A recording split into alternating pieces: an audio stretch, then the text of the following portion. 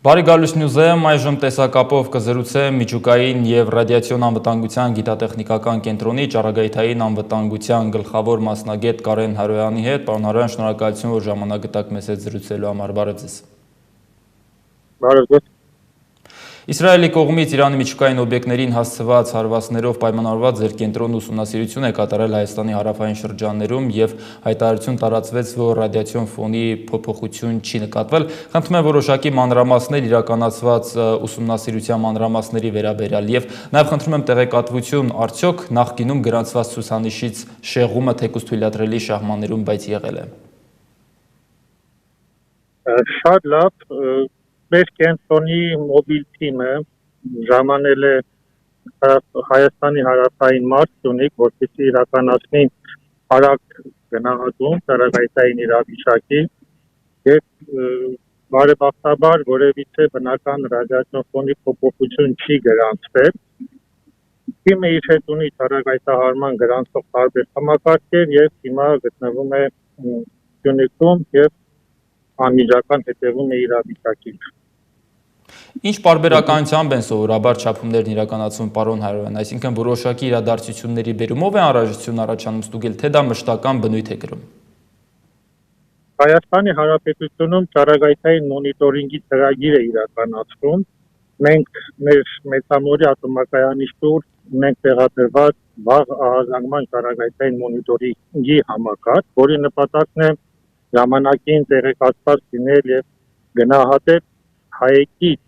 հնարավոր արտանետումներով պայմանավորված ճառագայթային իրավիճակը, իսկ տարբեր մարզերում ճառագայթային մոնիտորինգ իրականացնում է որոշակի տարբերությամբ, տարբեր մարզեր իրականացնում են խմելու ջրի, հողի եւ այլ շրջակա միջավայրի օբյեկտների ճառագայթային մոնիտորինգ։ Սյունիքի մարզում եւս իրականացվել է հանքարդյունաբերության ոլորտի համար են իրականացնում մոնիտորինգ։ Հավաքակի ամբողջ ծավալով համապարփակ մոնիտորինգի ռեսուրսներ դեռևս չունենք, բայց փորձում ենք քայլ մեր ունեցած հնարավորությունները ավելացնել, որպեսզի կարողանանք Հայաստանի Հանրապետությունում իրականացնել համալիր ճառագայթային մոնիտորինգ։ Մի ճշգրտում, պարոն Հարոյան, այն ցուցանիշները, որոնք որ երեք այսօր իրականացված չափումների ընթացքում գրանցվել են թույլատրելի սահմաններում, որոշակիորեն շեղված են այն ցուցանիշներից, որը մշտական մոնիտորինգի ընթացքում գրանցվել է։ Կա նման որոշակի շեղում։ Չէ, որևիցե շեղում չի գրանցվել Հայաստանի Հանրապետության հարավային մարզը Սյունիքը գտնվում է նույն բնական ռադիացիոն ֆոնի իրավիճակում, Իրանում տեղի ունեցող իրադարձությունները դեռևս չեն ազդել Հայաստանի Հանրապետության վրա ճառագայթահարման իմաստով։ Դուք ճառագայթային մոնիտորինգի իրականացման ծրագրի մասին խոսեցիք, այդ ծրագիրը ում կողմից է իրականացում, նկատի ունեմ պետական պատկան, գերատեսչությունները եւ ձեր կենտրոնի գործունեությունը որքանով է, ինչ ձևաչափով է իրականացվում։ Հայաստանի Հանրապետության միջուկային անվտանգության կարգավորման կոմիտեն իրականացնում է շրջակա միջավայրի ճառագայթային մոնիտորինգի որոշակի ծավալի հետազոտություն եւ միջուկային եւ ռադիացիոն անվտանգության գիտատեխնիկական կենտրոնը, որը հանդիսանում է միջուկային անվտանգության կարգավորման կոմիտեի գիտատեխնիկական աջակցման կենտրոն, իրականացնում է ճառագայթային մոնիտորինգի որոշակի բաղադրիչ, բարբերաբար նմուշարումներ են իրականացվում ջրերից, հողի շերտերից, ինչպես ասեցի, հավաքակի դերևս մոնիտորինգային ծրագիրը համապարփակ չի, բայց ունենք մեր ապագա պլաններում դրանք զորացնելու։ Պարոն Հարոյան, մասնագիտական վերլուծական կարծիք ուզեինք լսել հետևյալի վերաբերյալ։ Այժմ Իսրայելի կողմից Իրանի միջուկային օբյեկտներին հասցված հարվածների վերաբերյալ, դրա հետևանքների վերաբերյալ շատ մեծ տեղեկատվություն առկա չէ, հնչում են տեղեկություններ, որ Նաթանզի միջուկային օբյեկտն է վնասվել, դրա ներսում որոշակի ռադիացիոն աղտոտում կա, բայց որը շրջակա միջավայրի դուրս չի եկել։ Բայց եկեք հասկանանք, եթե պատկերացնենք, որ միջուկային օբյեկտներին, որոնք որ ստորգետնյա ձևաչափում են գտնվում, ավելի լուրջ հարված հասցվի, դա արդյոք կարող է լուրջ վտանգ ներկայացնել ոչ միայն Իրանի հարակից երկրների, այլ նաև հենց Հայաստանի համար, հաշվի առնելով, թե Հայաստանի ու Իրանի միջև աշխարհագրական ինչ հեռավորություն կա։ Շատ լավ, Իրանի միջուկային ծրագրի բոլոր մանրամասներին խորությամբ ես չեմ տիրապետում եւ կարծում եմ, որ Հայաստանում չկա որևէ մեկը, ով բավականին խորությամբ կտերապետի օբյեկտներում իրող իրավիճակին, ցանկացած ոտնձգություն միջուկային օբյեկտի բնականաբար պարունակում է որոշակի ռիսկեր։ Հայաստանի Հանրապետությունը Իրանի համանակից երկիր են, քարտեզներից պարզ է դառնում, որ միջուկային տեղակայակները նաև գտնվում են որոշակի հեռավորության վրա Հայաստանից, իսկ արտանետումները Հայաստանի Հանրապետության տարածք մտնելու մեխանիզմը դա օդի միջոցով տարածելու եղանակն է, կախված քամիների վարտից, կախված ինչ տիպի վնաս կհասցվի օբյեկտներին եւ ինչպիսի արտանետումներ կլինեն, արդյոք այդ արտանետումները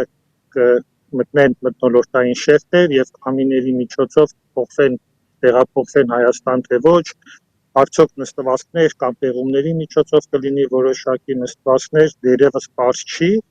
հենց պատճառներից մեկն էլ դա է, որ մեր մոբիլ թիմը հիմա գտնվում է Սյունիքում եւ փորձում ենք օպերատիվ տեղեկություն ունենալ կատարվող իրավիճակից։ Անորոշությունները շատ են։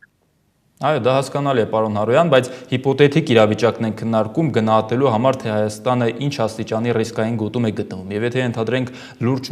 միջուկային օբյեկտների վնասում լինի, տեղում աղետ լինի, եւ հաշվի առնելով, թե որքան է Հայաստանի ու Իրանի միջև հեռավորություն, այդ ձեր ասած քամիների եւ մնացած եղանակային գործոններով պայմանավորված, Հայաստանը բարձր ռիսկային գոտում է գտնվում, որը կարող է ճառագայթման վտանգի տակ հայտնվել։ Բարձր եւ ցածրը շատ հարաբերական տերմին է, իրականում մինչեւ չլինի որոշակի ազդեցություն, ձեր մասնագիտական կարծիքը։ Ինչպես է դա գնահատվում եւ արտանետումները ինչպիսին կլինեն, իհարկե որոշակի ազդեցություն հնարավոր է սպասել եւ պետք է սպասել, եթե ազդեցությունը լինի շատ մեծ, հարվածները լինեն մեծ եւ դեպի մթնոլորտ արտանետումները լինեն նշանակալի։ Բացառել ոչինչ չի կարելի այս պահին։ Եվ ենթադրենք, եթե նման արտակարգ իրավիճակ ստեղծվի, դրանից պաշտպանվելու, ճառագայթումից պաշտպանվելու ինչ մեխանիզմներ կան, ինչ հնարավորություններ կան եւ ընդհանրապես Հայաստանը պատրաստ է նման մարտահրավեր դիմագրավելու։ Պետական կառավարման համակարգում կան կառույցներ, այդ թվում նաև ներքին գործերի նախարարության փրկարար ծառայությունը, որը ունի իր գործառույթները, միջուկային անվտանգության կարգավորման կոմիտեն, մեր գիտատեխնիկական կենտրոնը, հնարավոր ճառագայթային հետևանքների գնահատման, վերլուծության եւ արձագանքման գործողությունների առաջարկի եւ այդ գործողությունների իրականացման համար բնականաբար մենք պատրաստ չենք որևիցե ծանր հետևանքներին պատշաճ արձագանքելու,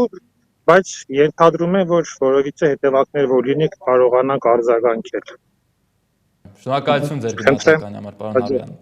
Մեր հեռուստադիտողներին հիշեցնեմ, որ տեսակապով զրուցում է միջուկային եւ ռադիացիոն անվտանգության գիտատեխնիկական կենտրոնի ճառագայթային անվտանգության գլխավոր մասնագետ Կարեն Հարոյանի հետ, կհանդիպենք։